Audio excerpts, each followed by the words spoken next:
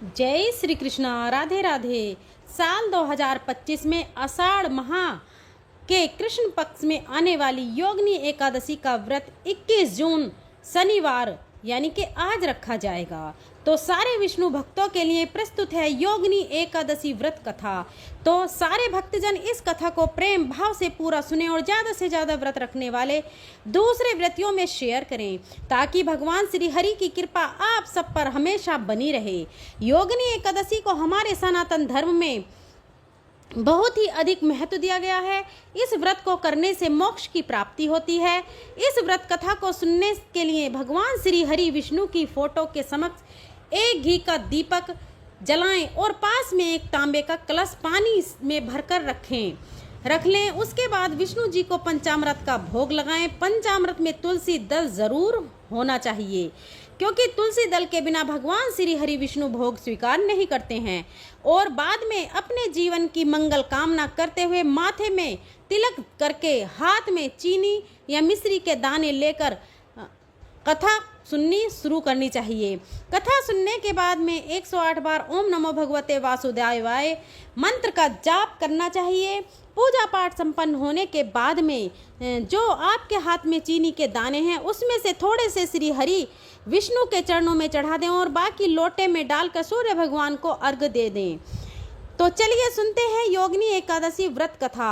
शुरू करने से पहले कमेंट बॉक्स में श्री हरि विष्णु के अनंत स्वरूपों की जय हो जरूर लिखना और सुविचार वितरीना चैनल को सब्सक्राइब जरूर कर लेना। वीडियो को ज़्यादा से ज़्यादा लोगों में शेयर करना। भगवान श्री हरि विष्णु आपकी सारी मनोकामनाएं पूर्ण करेंगे। बोलो गणेश भगवान की जय। बोलो लक्ष्मीपति नारायण भगवान की जय। तुलसी माता की जय। गौ माता की जय। एक समय की बात है, एक बूढ़ी अम्मा रहती थी। उसके घर में उसके बेटे बहू पोते और पोतियों किसी चीज़ की कोई कमी नहीं थी। फिर भी वह एक बार एकादशी का व्रत रखने के लिए जिद करने लगी। घर वालों ने उन्हें खूब समझाया कि अम्मा अब आपकी उम्र हो चली है, आप एकादशी जैसा कठिन व्रत नहीं मत कीजिए। अब आपको क्या ज़रूरत है व्रत करने की। तो वह बूढ़ी माई बोली, नहीं, मैं तो एकादशी का व्रत जरूर करूंगी। मैं अपने बेटे बहुओं पुत्र पौत्रों आदि की सुख सुविधा के लिए व्रत रखना चाहती हूँ। मैं चाहती हूँ कि मेरे बच्चों को किसी भी तरह की कोई तकलीफ ना हो, हमारा घर धान धान्य से परिपूर्ण हो। तो इस तरह कहकर वह बूढ़ी अम्मा एकादशी का दिन आया तो व्रत रख लिया। सुबह सवेरे जल्दी उठकर स्नान किया और उसके बाद में घर के मंदिर में श्री हरि विष्णु के समक्ष घी का दीपक जलाकर एक जल से भरा हुआ कलश रखकर श्री हरि विष्णु के चरणों का ध्यान करते हुए उसने अच्छी तरह से व्रत कथा सुनी और ओम नमो भगवते वासुदेवाय मंत्र का जाप भी किया। उसके बाद में अपने बच्चों के मंगल जीवन की कामना करते हुए सूर्य भगवान को अर्घ्य दिया। फिर पूरा दिन पूजा पाठ करती रही। पंडित जी के घर पर मिट्टी के पात्र को जल से भरकर और ऋतु फलदान में दिया। उन दिनों बहुत ही ज़्यादा गर्मी थी। गर्मी के कारण बूढ़ी अम्मा को बहुत ही बेचैनी हो रही थी। तो बूढ़ी अम्मा ने सोच रही थी कि क्या पता मैं इस व्रत को रख भी पाऊंगी या नहीं, लेकिन आज का यह व्रत तो मैं बीच में नहीं छोड़ने वाली।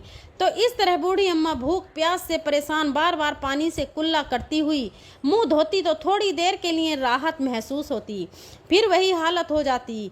तो बूढ़ी अम्मा कुछ देर तक तालाब में पानी में भी बैठी रही, लेकिन बाहर निकलते फिर उसका बार बार मुंह सूखने लगा।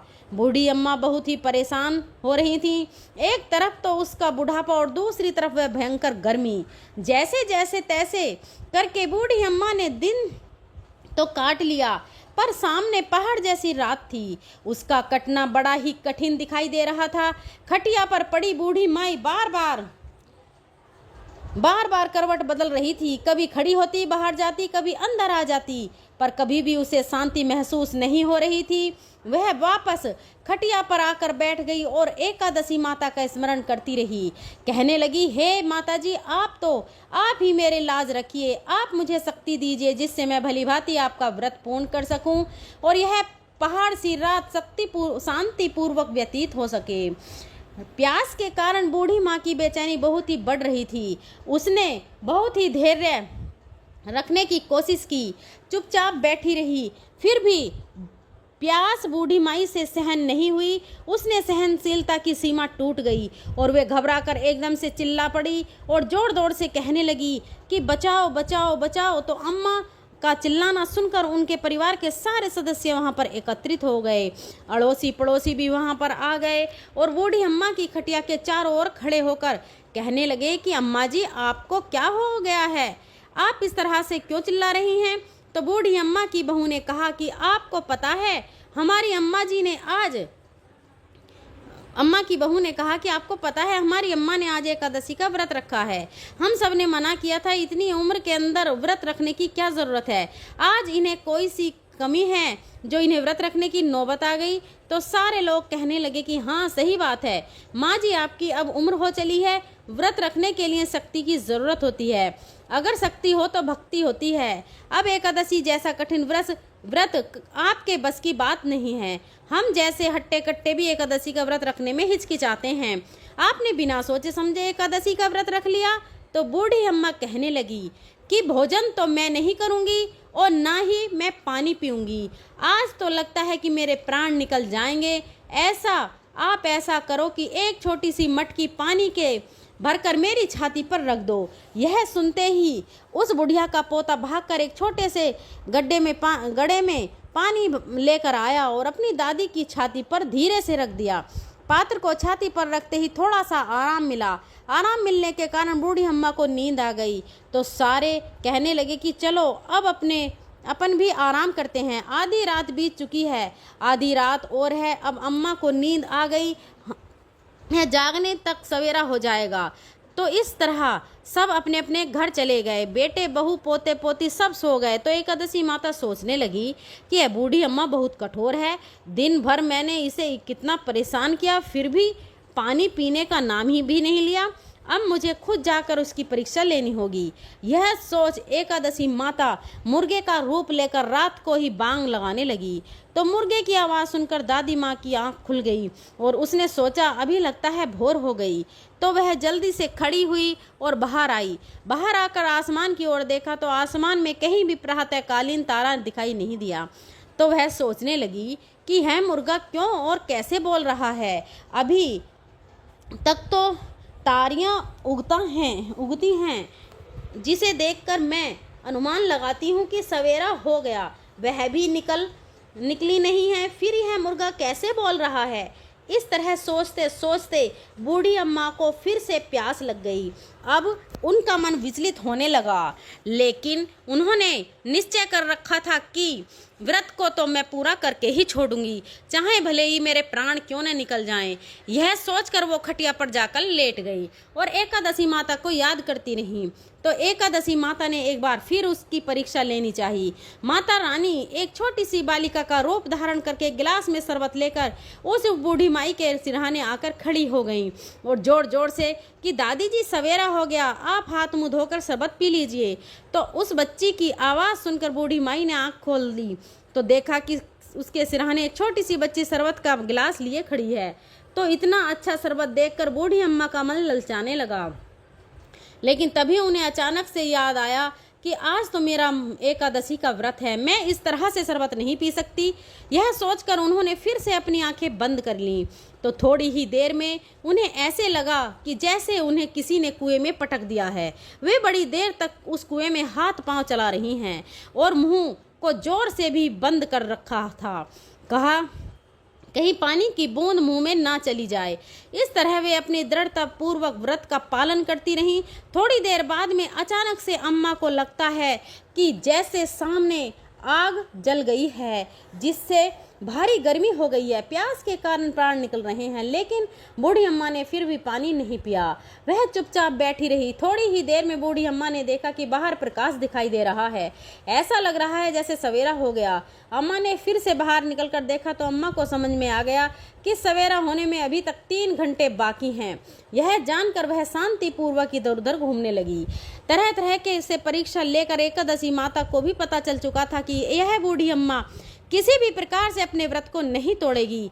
तो बस माता ने प्रसन्न होकर बूढ़ी अम्मा को आशीर्वाद दिया, जिसकी वजह से अम्मा के बचे हुए 2 घंटे बड़े ही सरलतापूर्वक गुजर गए।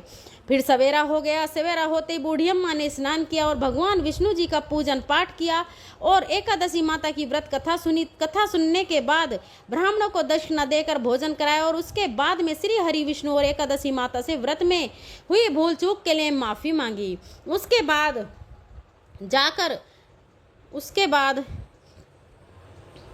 जाकर जल ग्रहण किया और फिर अपने व्रत का पारण किया। तो अम्मा को एकादशी माता के उस श्रेष्ठ व्रत का इतना पुण्य फल प्राप्त हुआ कि बूढ़ी अम्मा की आयु में वृद्धि हो गई और उसका घर परिवार हरा भरा हो गया। घर में अब कोई भी अभाव नहीं था, वह धन धान्य से परिपूर्ण थे और उनका घर तरह तरह के सुख साधनों से संपन्न हो गया। फिर वह इस लोक के सारे सुखों को भोग करती हुई अंत में विष्णु धाम को गई है। हे एकादशी माता, जैसा फल आपने बुढ़िया को दिया वैसा सबको देना। जो भी 11 का व्रत रखकर आपकी यह कथा सुने, आपकी उसकी सारी मनोकामनाएं पूर्ण करना। यमुना पार के एक गांव में 2 औरतें रहा करती थीं। एक का नाम था गंगा और दूसरी का नाम था माया। गंगा और माया दोनों राज यमुना पार से नाव में बैठकर वृंदावन आती और वहां आकर जगह जगह घूमकर सब्जी बेचा करती थी। गंगा और माया रोज इसी तरह सुबह से शाम तक सब्जियां बेचा करती थी। जब उनकी सारी सब्जी बिक जाती तो वे दोनों यमुना के किनारे बैठ जाती और अपने घर से लाए हुए भोजन को बड़े ही प्रेम पूर्वक खाने लगती। वह अपने घर से भोजन के लिए रोटी और मक्खन लाया करती थी और यमुना के किनारे पेड़ की छांव में बैठकर बड़े ही प्यार से खाती और फिर नाव में बैठकर यमुना पार अपने गांव चली जाती। वह दोनों वृंदावन के यमुना पार की थी। फिर वे दोनों भगवान श्री कृष्ण को नहीं जानती थी और ना ही यह जानती थी कि भक्ति क्या होती है। वह तो केवल सब्जी बेचकर गुजारा करना और अपना पेट भरना जानती थी। एक दिन गंगा और माया सब्जी बेचने वृंदावन आए और आज उनकी सब्जी जल्दी बिक गई। तो दोनों एक दूसरे से कहने लगी, बहन आज तो हमारी सब्जी जल्दी बिक गई है। काफ़ी दिनों से यह पहली बार हुआ है कि इतनी जल्दी हमारी सब्जी बिकी है। तो गंगा कहने लगी कि माया अब तुम बताओ, अब अपने क्या करेंगे, इतनी जल्दी घर जाकर क्या करेंगी। तो माया कहने लगी कि बहन देखो सामने मंदिर है, उसमें कथा हो रही है। तो सुनकर गंगा कहने लगी कि बहन कथा क्या होती है। तो माया कहती है, अरे बहन यह तो मुझे भी पता नहीं कि कथा क्या होती है, पर सब लोग कहते हैं कि कथा होती है। आज हम कथा सुनने जा रहे हैं, कथा सुनकर आ रहे हैं, तो चलो आज हम भी चलकर सुन लेते हैं कि कथा क्या होती है। तो गंगा और माया दोनों मंदिर में कथा सुनने के लिए चली गई और वहां जाकर भक्तों के बीच में बैठकर कथा सुनने लगी। कथा में गुरुजी बड़े भी प्रेम भाव से भगवान की चर्चा सुना रहे थे कि भक्तों, जिसने भगवान से प्रेम नहीं किया उसका जीवन बेकार है। जिसका प्रेम श्री कृष्ण के चरणों में नहीं हुआ उसका जीवन बेकार है। भगवान को प्राप्त करना ही मनुष्य जीवन का लक्ष्य है। यह मनुष्य जीवन सिर्फ हमें भगवान की प्राप्ति करने के लिए ही मिलता है, पर मनुष्य इन सब बातों को भूल गया है। इस जगत में आने का क्या उद्देश्य है? सारे मनुष्य संसार में पैसा इकट्ठा करने में लगे हुए हैं। तो इस तरह की बातें सुनकर गंगा और माया दोनों बहुत ही प्रभावित हुई। फिर वह नदी किनारे जाकर एक दूसरे से कहने लगी कि बहन माया देखो, गुरु जी ने आज क्या कहा है कि भगवान श्री कृष्ण के चरणों में अगर प्रेम नहीं हुआ तो यह मनुष्य जीवन बेकार है। फिर माया कहती है कि बहन गंगा क्या हमारा जीवन बेकार है? तो गंगा कहने लगी, गुरु जी की बात सुनकर तो ऐसा ही लगता है कि हमारा जीवन बेकार है, चला जाएगा। तो माया कहने लगी कि बहन तू बता, कभी तूने श्री कृष्ण भगवान को देखा है? तो गंगा कहने लगी कि अरे बहन मैं तो हर समय तेरे साथ रहती हूँ, मुझे भगवान श्री कृष्ण के दर्शन कैसे होंगे? तो दोनों आपस में चर्चा करते हुए पूछने लगती हैं कि भगवान ना जाने कहाँ मिलेंगे और हमें भगवान के दर्शन कैसे होंगे। तो वह दोनों इस तरह से चर्चा कर रही थी कि इतने में वहाँ से एक संत गुजर रहे थे। तो गंगा साधु को देखकर बोली कि बहन मुझे लगता है कि भगवान साधु संतों के पास जरूर होते होंगे, तो चलो इनके पास से भगवान को लेकर आते हैं। तो वह साधु अपना झोला और सामान यमुना किनारे रखकर स्नान करने लगे। तो गंगा और माया दोनों यमुना के किनारे गईं और चुपके से साधु का झोला उठाकर आने लगी। तो झोला उठाकर दोनों ने झोले के अंदर देखा तो उन्हें एक डब्बा दिखाई दिया। जैसे ही उन्होंने डिब्बा खोला तो उसके अंदर लड्डू गोपाल जी बैठे थे। लड्डू गोपाल को देखकर गंगा कहने लगी, बहन माया भगवान मिल गए हैं, यह देखो भगवान तो यहाँ पर डिब्बे में बैठे हैं। भगवान लड्डू गोपाल को देखकर माया रोने लगी। फिर गंगा बोली कि अरे बहन माया तू रो क्यों रही है, अब तो हमें भगवान मिल गए हैं। तो वह कहती है कि हे भगवान, आपको बाबा जी ने इतने समय से डिब्बे में बंद करके रखा है। अरे देखो तो सही, भगवान का एक पाँव तो टेढ़ा हो गया है। मुझे तो लगता है कि यह बाबा भगवान को डराता धमकाता है। प्रभु अभी तो बाबा यहाँ नहीं हैं, वह तो स्नान कर रहे हैं, आप थोड़ी देर के लिए पाँव सही कर लीजिए। पर भगवान ने अपना पाँव सीधा नहीं किया। तो गंगा कहने लगी कि भगवान तो अपना पाँव सीधा नहीं कर रहे हैं, मुझे लगता है कि इतने समय में डिब्बे में बंद रहने से इनका पाँव अकड़ गया है। ना जाने इस बाबा ने भगवान को इस डिब्बे में कब से बंद कर रखा है। चलो कोई बात नहीं, अब तुम्हारा पाँव मैं सीधा करूँगी। यह कहकर उन्होंने अपने खाने की पोटली में से मक्खन निकाला और भगवान जी के मालिश करने लगी। तो भगवान ने उन दोनों के इतने प्रेम को देखा तो उनकी श्रद्धा भक्ति पर रीझ गए और अपने भक्त के प्रेम के लिए अपने हाथ और पांव सीधे कर लिए। तो यह देखकर माया बहुत ही खुश हुई और कहने लगी कि देख माया, भगवान ने अपनी मालिश करने से अपने हाथ पांव सीधे कर लिए हैं। फिर कहने लगी कि हाथ पांव तो सीधे कर लिए हैं, पर मुझे लगता है कि भगवान को बहुत ही जोरों की भूख लगी है, क्योंकि इस बाबा ने पता नहीं इन्हें कुछ खिलाया भी है या नहीं। चलो हम अपना खाना इन्हें खिला देते हैं। इतना कहकर गंगा और माया अपने भोजन के लिए लाई हुई रोटी और मक्खन का भोग भगवान को लगाने लगी। इतने में वहाँ पर साधु बाबा स्नान करके आ गए।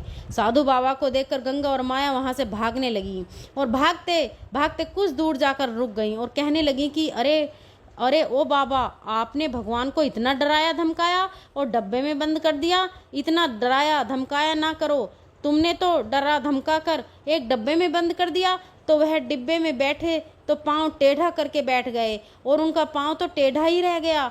आज हम ना देखती तो पता नहीं क्या होता। देखो हमने उनका पाँव सीधा कर दिया है, अब तुम इन्हें फिर से टेढ़ा मत कर देना। जब साधु ने लड्डू गोपाल को देखा तो लड्डू गोपाल के दोनों हाथ पैर बिल्कुल सीधे थे। यह तो चमत्कार देखकर उन दोनों महिलाओं को रोकने के लिए उनके पीछे भागने लगे और बोले कि रुक जाओ, भागो मत, मैं तुम्हें कुछ नहीं कहूँगा। पर वह दोनों बाबा की बात सुनकर नहीं रुके। उन्हें डर था कि बाबा हमें पकड़कर कहीं मारे ना, तो वह बाबा की बात बिना सुने ही वहाँ से भाग गईं। अगले दिन फिर गंगा और माया सब्जी बेचने के लिए वृंदावन आईं। तो आज भी उनकी सब्जी जल्दी बिक गई। सब्जी बेचने के बाद में फिर से वह मंदिर में कथा सुनने के लिए चली गई। कथा में गुरुजी भगवान के नाम की महिमा की चर्चा कर रहे थे। उन्होंने कहा कि भक्तों, अगर आप राधे श्याम जपोगे तो भाव सागर से पार हो जाओगे, इसलिए भगवान के नाम को हमेशा जपते रहना चाहिए। तो कथा सुनकर दोनों अपने घर के लिए जाने लगी। तो माया कहने लगी, बहन गंगा, तुमने सुना कि गुरुजी ने क्या कहा है कि राधे श्याम जपोगे तो भवसागर से पार हो जाओगे। अगर राधे श्याम नाम लेने से हम भवसागर पार कर सकते हैं तो यमुना भी पार कर सकते हैं। तो गंगा कहने लगी, हाँ बहन, हम रोज इस पार से उस पार आते जाते हैं, हमारा रोजाना 1 रुपया नाव का किराया लगता है, तो जो भी कमाते हैं वह तो खर्च हो जाता है। पर अब से हम भी राधे श्याम जपेंगे और बिना पैसा खर्च किए ही यमुना पार कर जाएंगे। तो गंगा और माया ने गुरु के कहे अनुसार राधे श्याम जपना शुरू कर दिया और जपते जपते यमुना जी की ओर चलने लगी। वहां पहुंचकर यमुना जी के पानी के ऊपर चलने लगी। दोनों राधे श्याम जपती रहीं और पानी के ऊपर चलती रहीं। तो इस तरह दोनों ने यमुना को पानी के ऊपर चलकर ही पार कर लिया। तो इस तरह देखकर दोनों बहुत ही खुश हुईं। गंगा और माया का श्री कृष्ण के प्रति प्रेम और विश्वास और भी बढ़ गया, दृढ़ हो गया। अब वे दोनों कृष्ण जी की भक्ति करने लगी। एक दिन गंगा ने कहा कि बहन माया, हमने गुरुजी के कहने पर कृष्ण जी की भक्ति पाई है और गुरुजी के कहने पर ही हमने नाम जपते हुए गंगा यमुना को पैदल पार किया है। ऐसा करने से हमारे बहुत सारे पैसे बच गए हैं। तो क्यों ना बहन हम गुरुजी को घर बुलाएं और उन्हें अच्छा सा भोजन करवाएं। तो माया कहने लगी, ठीक है, तुम जाकर गुरुजी को ले आओ, मैं यहाँ पर भोजन तैयार करती हूँ। तो गंगा गुरुजी को लेने के लिए मंदिर में चली गई। वहाँ जाकर बोली कि गुरुजी, हम चाहते हैं कि आप अपने चरण हमारी कुटिया में रखो, हम आपको भोजन करवाकर कुछ दान दक्षिणा देना चाहते हैं। तो गंगा की बात सुनकर गुरुजी ने कहा, ठीक है बेटा, मैं तुम्हारे साथ तुम्हारी कुटिया में चलने के लिए तैयार हूँ। तो गंगा गुरुजी को लेकर मंदिर से आने लगी। गुरुजी को लेकर यमुना तट पर आई तो गुरुजी ने देखा कि वहाँ पर कोई नाव नहीं थी। तो वह सोचने लगे कि यहाँ पर तो कोई नाव नहीं है और यह मुझे पार कैसे लेकर जाएगी। तब गुरुजी ने गंगा से पूछा कि बेटी, तुम मुझे यमुना पार कैसे लेकर जाओगी, यहाँ पर तो कोई नाव दिखाई नहीं देती। तो गंगा कहने लगी, गुरुजी, आपने ही तो हमसे सबसे बड़ी नौका प्रदान की है। तो गंगा सोचने लगी कि जिस तरह हम राधे श्याम बोलकर यमुना पार कर लेते हैं, उसी प्रकार गुरुजी भी राधे श्याम का जाप करके यमुना पार करते होंगे। तो गंगा ने राधे श्याम बोला और यमुना में चलने लगी। थोड़ी दूर जाकर गंगा ने पलट कर देखा तो गुरुजी तो यमुना के किनारे खड़े थे। तो देखकर वह कहने लगी, गुरुजी, आप किनारे पर क्यों खड़े हो। तो गुरुजी ने सोचा कि जहाँ वह चल रही है शायद वहाँ पानी कम हो, इसलिए वह पानी में से जा रही है, मैं भी इसी तरह से चलता जाता हूँ। तो जैसे ही गुरुजी ने आगे पानी में पांव बढ़ाया तो उनकी कमर तक पानी आ गया। पानी में डूबने लगे तो गुरुजी कहने लगे कि यहाँ तो पानी बहुत गहरा है और यह पानी में पता नहीं कैसे चल रही है, यह तो कोई आम महिला नहीं है, मुझे तो यह कोई चुड़ैल लगती है जो पानी में चल रही है। गुरुजी को पानी में डूबा हुआ देखकर गंगा घबरा गई और गुरुजी को लेने के लिए वापस आने लगी। गुरुजी के पास आकर उसने हाथ पकड़कर राधे श्याम जपती रही और पकड़कर ले जाने लगी। तो गुरुजी डर के मारे कहते हैं कि अरे मुझे छोड़, मुझे क्यों ले जा रही हो, तुम मुझे मारने क्यों चाहती हो, मैंने तुम्हारा क्या बिगाड़ा है। लेकिन गंगा ने गुरुजी की बात को कोई जवाब नहीं दिया, वह तो हाथ पकड़ गुरुजी को थामे जा रही थी और राधे श्याम जप कर रही थी। तो गुरुजी कहने लगे कि हे भगवान, यह तो मुझे लगता है कि यमुना के बीच में ले जाकर मुझे मारेगी। तो इतने में गुरुजी को लेकर यमुना पार हो गई और फिर कहने लगी, गुरुजी, हम यमुना पार आ गए हैं। पर गुरुजी तो डर के मारे कांप रहे थे। फिर गंगा बोली, गुरुजी, क्या बात है, आप मुझसे इतना डर क्यों रहे हैं। तो गुरुजी कहने लगे कि तुम मुझे मारना क्यों चाहती हो, मैंने तुम्हारा क्या बिगाड़ा है, तुम हो कौन, चुड़ैल हो या भूतनी हो। तो गुरुजी की बात सुनकर गंगा कहने लगी, गुरुजी, ना तो मैं कोई चुड़ैल हूँ ना कोई मैं भूतनी हूँ, मैं तो आपकी शिष्य हूँ। तो उसकी बात सुनकर गुरुजी कहते हैं, भगवान, मैंने कब इन भूत चुड़ैलों को शिष्य बनाया था।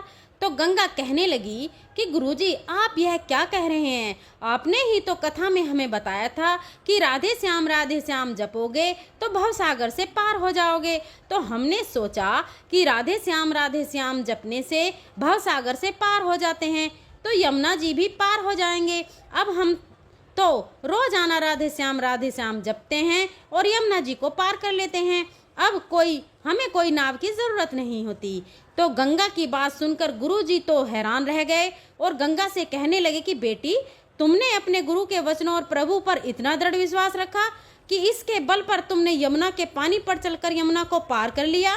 बेटी, तुम महान हो और महान है तुम्हारा प्रभु के प्रति प्रेम और विश्वास। कथा सुनकर आपको कैसा लगा कमेंट करके जरूर बताना और सुविचार विद काव्या हमारे चैनल को जरूर सब्सक्राइब करना और बेल आइकन को भी जरूर प्रेस कर लेना ताकि आने वाली सभी वीडियो की नोटिफिकेशन आपको मिल सके।